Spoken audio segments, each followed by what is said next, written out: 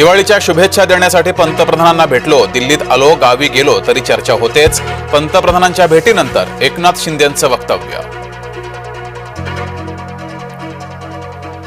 अजित पवारांच्या भाषणावेळेस घोषणाबाजी. संपूर्ण कर्जमाफीसाठी शेतकऱ्यांनी केली घोषणाबाजी. आरडाओरडा करणाऱ्या शेतकऱ्यांना पोलिसांनी घेतलं ताब्यात. आयोजकाला न सांगताच जरांगेनं निमंत्रण दिल्यानं गडबड. पंढरपूरचा कार्यक्रम झाला रद्द. जरांगेंसोबत फडणवीस होते निमंत्रित.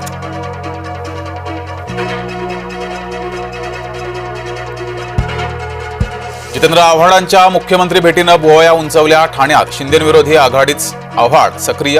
आव्हाड फडणवीस भेटीचं कारण गुलदस्त्यात. आमचा पक्ष कसा चालवायचा ते राऊतांनी शिकवू नये. भाजपाच्या व्हॉट्सअप निरीक्षण वादावर बोलले बावनकुळे. पहा मोहोळ यांच्यावर किती गुन्हे दाखल. रवींद्र धंगेकर यांनी मंत्री मोहोळ यांचा केला प्रतिवाद. मोहोळ यांच्यावरील गुन्ह्यांचे अहवाल धंगेकर यांनी केले सार्वजनिक.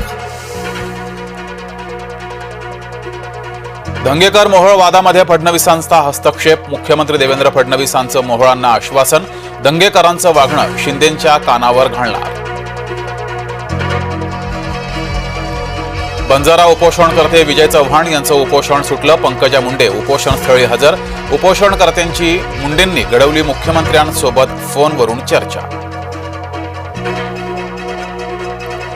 प्रशांत बनकरला 4 दिवसांची पोलीस कोठडी. प्रशांत बनकर फलटण बलात्कार प्रकरणातील आरोपी.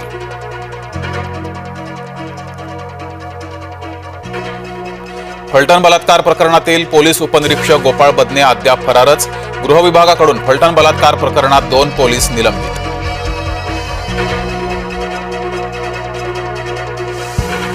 अंबादास दानवे यांचा गंभीर आरोप. फलटण बलात्कार प्रकरणाशी अभिजित निंबाळकर यांचा संबंध.